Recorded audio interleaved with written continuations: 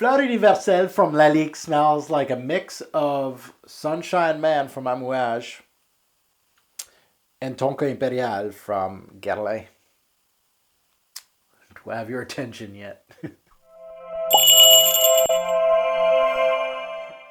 What's going on, YouTube fragrance family? Welcome to another Robes 08 fragrance review. Today I'm going to put this nose on the House of Lalique, one of my favorite fragrance houses of all time.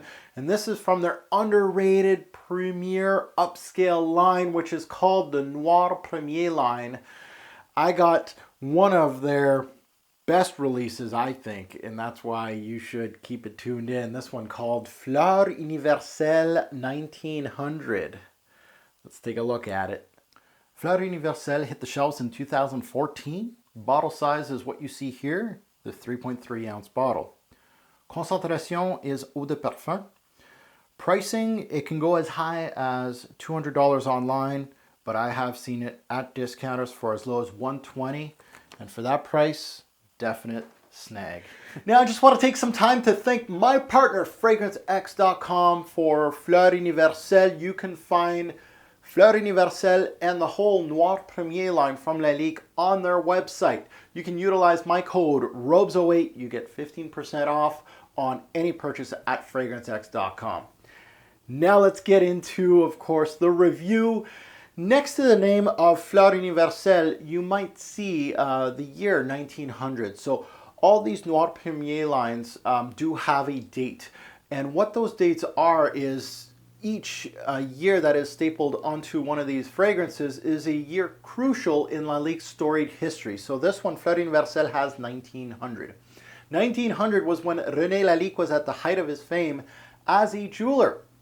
He began to replace the glass in his jewelry to crystal, which, as you may know, Lalique's history, they are mostly now known for their exquisite crystal pieces. Now, looking at aesthetics, the bottle itself also means something to Lalique's storied past. The bottle itself right here, as you can see, represents the Roman numeral 1.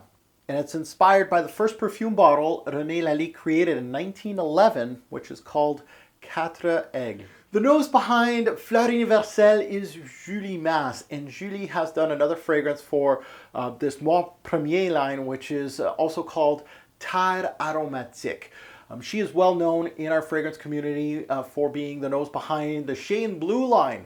Shane Blue line, very interesting scents. Go check out the Shane Blue line. I haven't smelt some of them, but I got multiple samples from the brand and I can't wait to delve into it, especially since I've smelt this one. It kind of piques my interest in a lot of her other work. Now let's take a look at the notes behind Fleur Universelle. Very interesting note breakdown. A lot of the notes here are the ones that really are some that are right up my alley. So let's take a look at it. The introduction, we got rum, pink pepper, and cardamom. In the mid, we have cinnamon, immortelle, and myrrh. And in the base, we have tonka bean, patchouli, and Lorenox. Now, major notes to my nose is the immortelle, cinnamon, rum, cardamom, and the tonka bean. So great news here. If you are a fan of immortelle, if you are a fan of tonka bean heavy based fragrances, if you're a fan of cinnamon rum, this is a fragrance that is going to be right up your alley. Group, this is Chypre Floral. How many sprays and where? Well, with this one, I go my normal, one on the chest, two on the neck, so one on each side here, right here and right here, and then of course two on the arm. So I'm wearing a longer sleeve shirt. I can put it right here on my pulse point. So one here and one here. So, oh, beautiful scent. You know, I'm already telling you guys how I feel about this fragrance, but it is a gorgeous scent from Lalique. I knew that a higher end line from Lalique would create some great juices, but this one is a great one from the brand. Now, the name Fleur Universelle may stop many men to buy this because fleur in French means flower. And a lot of men are going to be like, nope, there's nothing floral here. The only floral note in this fragrance is actually the immortelle. And if you know immortelle, you'll know this is not your typical floral note.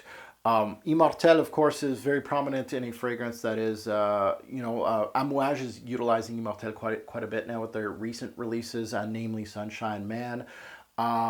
Let me dissect this scent right now to let you know more, because Don't judge it by its name. So let's dissect it. I do have it on my skin now, but I do want to remind myself of this introduction before I dissect it. Remind my nose of this beautiful introduction. And off the bat, beautiful, gorgeous scent. And the great thing of this introduction, she starts dark and she starts beautifully. Perfect for fall, by the way. So from first sniff, Fleur Universelle shows you why it's the best selling of the Noir Premier line for Lalique. She's warming, comforting. These are two words that describe this fragrance in a nutshell. Warming and comforting. It really is something that it's almost like a blanket. Really beautiful notes that just warms you a little bit. It starts showing complexity off the bat. Immediately gets my love through the opening with its syrupy caramel-like accord. This is thanks to the Immortelle for this, and the rum too, but I'll get to that. This paired with cardamom, cinnamon, immediately brings this scent in a gourmand territory, a spicy territory, and once this Immortelle shows its pastry-like feel to the opening, it's game over for any gourmand lover. You know, Immortelle in a fragrance is so complex, and I hear it's hard to build a fragrance upon the note of Immortelle. You know, there not too many fragrance houses can pull it off. I thought Amouage could just pull it off, but as you can see, Lalique here did its thing. Immortelle also brings out a maple-like accord, and it does here in Fleur Universelle. Almost sticky. It's got a sticky sweetness, but don't get my words twisted as far as sweetness goes. It's sticky, but never too sweet. I know that when I had a first impression video on this, go check it out if you haven't, I called it a warm sand-like quality in the background. It gives you a warming quality, warm sand. It's like putting your feet into warm sand. I know it doesn't give you a smell per se, but that's how this fragrance feels, and it has that warm sand-like quality in the background that keeps the scent really grounded. It's not very fun, playful fragrance. I know that a lot of gourmands are very sweet, but it really has that, how can I say, it has a grown-up gourmand feel to the fragrance. It starts in the first hour losing the rum in this fragrance. It goes into more of a gingerbread quality of the scent. Beautiful, and that's where it pulls upon a lot from Tonka Imperial, because Tonka Imperial has that gingerbread-like quality, the tonka bean, of course. The one thing I noticed in the intro is you can tell the Immortelle is the central note. However, the surrounding notes hugging this primary note is flawless. It gives the overall theme here. It really is something that the Immortelle is the primary and very complex note, but everything else hugs it flawlessly. There's so much going on in the introduction that it gave me a glimpse of an Amouage fragrance immediately upon wearing this. It doesn't have the push as an Amouage fragrance has, so you know you're not going to get 10 plus hours, and you're not going to get huge projection with this one.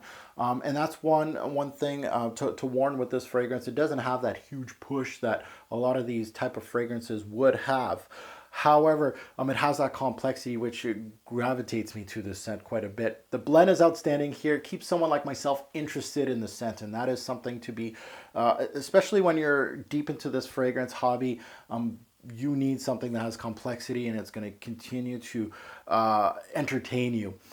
So let's get into more in the dry down. Now, the dry down of Fleur Universelle, and I have it here. The Immortelle, Tonka Bean, and the Lorenox are central in this dry down. That warming quality continues to push through more, and once the Tonka shows its true colors, it will remind users of the famous Tonka Imperial or even Fève Délicieuse. However, not as fully balanced or as full of a Tonka bean note as you'd get from those two heavy hitters, since Tonka is more of a secondary note in this one, more of a primary note on those two bad boys, but not too far off, and you're going to see it has that glimpse of it. It strays away from being too gourmandish, as the sweet tooth frag heads may not like this more serious tone in the scent, and like I said, it's more of a gourmand for grown-ups, I guess. But I truly enjoyed what the Immortelle did with the Tonka bean here. The Tonka bean sometimes a little too playful, a little too gourmand. The Immortelle really grounded the Tonka bean in this one. It was really, and those are, I wouldn't say the two heavy hitters. Tonka is more a secondary note, but the Immortelle really just grounded the Tonka, and I love that. There's not much movement in this fragrance. I'll say from the first minute right down to the end. but the dry down will show more of the same from the intro while losing a little bit of the introductory notes, mainly the rum in this fragrance. Now, Lorenox is something that as frag heads we don't hear much about. It's not too many scents. It has a woody, ambery, and leathery aspect. And this is where it differs from the introduction to the dry down.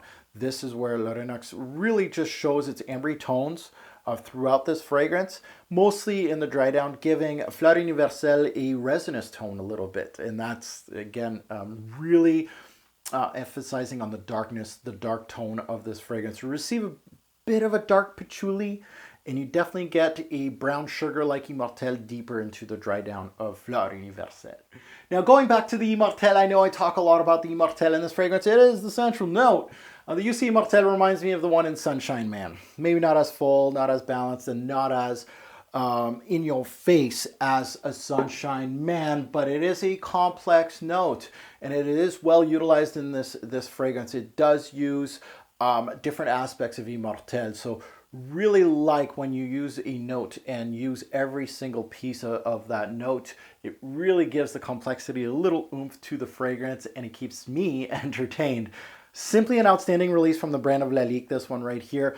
And beyond Encre Noire, I'm extremely happy by adding this scent to my collection. It's actually one of the best from Lalique. I think I'm going to be wearing this quite a bit throughout my years and my journey. So let's take a look at recommended age. This is a 20 plus fragrance. I don't see many youngins wearing this because of A, price, B, availability. This stuff is not for, as far as pricing goes, it's not for everybody. Fragrances that this reminds me of a little bit. It takes a little bit of Tonka Imperial, which is, you guys know how much I like that one. Fève Délicieuse, a little bit of Sunshine Man here. Those are 3 heavy hitters in the game. Best time to wear this fragrance would have to be night out. You can wear this on a date. Cool weather for sure. You can wear it casually, and you can wear it dressed up. Seasons, I would wear this. This is a primary fragrance for fall. I love semi-gourmand fragrances like this. I know it's a cheap floral, but it really has that Immortelle. Immortelle works wonders in the fall. So fall, winter, cool spring days, and summer nights too, and even spring nights too. Anything with overcast would work very well for this. Development, is this linear, average, or complex? Definitely complex, I've already said that. Work appropriate, it could be. It doesn't have too much push to it. Signature scent worthy, also could be. I can see it. Me, it's more of a piece that I would wear from time to time, but for someone that has a smaller collection, I could see this as your signature. Now let's get into my rating system. Let's see how Fleur Universelle from Lalique does. Projection, 7 bottles out of 10. It is above average in the projection game. Don't expect major push out of this fragrance. Longevity, same thing, a little bit of a smaller score here, 6 bottles out of 10. It gives me 5 to 7 hours. So I'm looking for a fragrance like this, 7 to 9 hours, and that's just because I'm greedy. If you're giving me 5 to 7, you're a little less than what I'm looking for, but still good as a fragrance. It's not abysmal, but a 6 here. Compliment factor, 6 bottles out of 10. Above average. I was actually expecting more from this fragrance as far as compliment factor goes, because Fève Délicieuse does well, Tonka Imperial does well in the compliment factor. This one is a little more grounded. Again, it's more of a grown-up scent. So as far as compliment factor, it is above average. It will get you some, but don't expect a huge amount of compliments here. That goes to uniqueness, 8 bottles out of 10. The blend of Sunshine Man meets Tonka Imperial is very unique. Obviously, we've smelt these components not together ever in a fragrance, but separately, and I think it was blended perfectly by the perfumier here. Pricing versus what you get. Now, for the pricing, this is expensive juice, and I'm fairly tough on fragrances that are fairly expensive, and this is going to get an 8. I think it's worth it for the price. It really does deliver. Versatility, 7 bottles out of 10. Fairly solid in the versatility game. Again, I could dress this up, dress it down. I can wear this as a signature scent if I wanted to. I can wear it almost every single season. Of course, spring and summer would be more nighttime, but I can still wear it. This is a great date type of fragrance. Smell, 10. 10 bottles out of 10, blended perfectly. Great blend. The central note does its thing. It's complex. It's beautiful. And the secondary notes actually work so well with the primary note. From top to finish, this thing is close to amouage quality. And I know I like Encre Noire from Lalique, but they have outdid themselves with this one. Fleur Universelle is beautiful. And that goes to an overall score. Fleur Universelle does get a 9 out of 10. Now, very high 9, almost a 10 here. I really, really like this fragrance. There is some things that projection longevity on this type of fragrance, I'd like a little bit more oomph. But other than that, this thing, as far as scent goes, beautiful. Now that goes to my Buy, Try, or Pass from the Noir Premier line. I highly recommend, especially if this is available, to test this out. But this is a definite buy. I really think from the House of Lalique, this is one of their gems. Definite buy. Especially, I know a lot of the discounters online have this. Not only Fragrance X, but all the other ones. So go check it out. You may get it for a really, really good price. So overall, Fleur Universelle, a theme that we have seen before. However, takes the challenging note of Immortelle, which is being used more and more in the niche world, and utilizes its strengths to pretty much perfection. The note of tonka bean, in all its rage right now in the past few years, in addition to Immortelle, make a great overall theme, in my personal opinion. This is a grown-up gourmand. Even if you don't like it, like me calling this a gourmand, since it shows so many facets. I love the warming, sand-like effect that it gives me. And of course, the gingerbread cookie vibe all the way through the fragrance. One knock on this one is, of course, the longevity, which at 5 to 7 hours is a little weak, but not a crime, and can still be a useful scent depending where you wear it. Beyond Encre Noire series, this will become one of my favorites from the House of Lalique. A great release from them right here. And I just want to thank you guys for watching my review on Fleur Universelle from the House of Lalique. Please comment below. Let us know what you guys think about this fragrance or the whole Noir Premier line. I'd love to hear your thoughts on the other scents from this lineup. It's growing as we speak. They continue to release other ones. And do remember, a greater pour fragrance will make a lasting impression. Choose your scent wisely.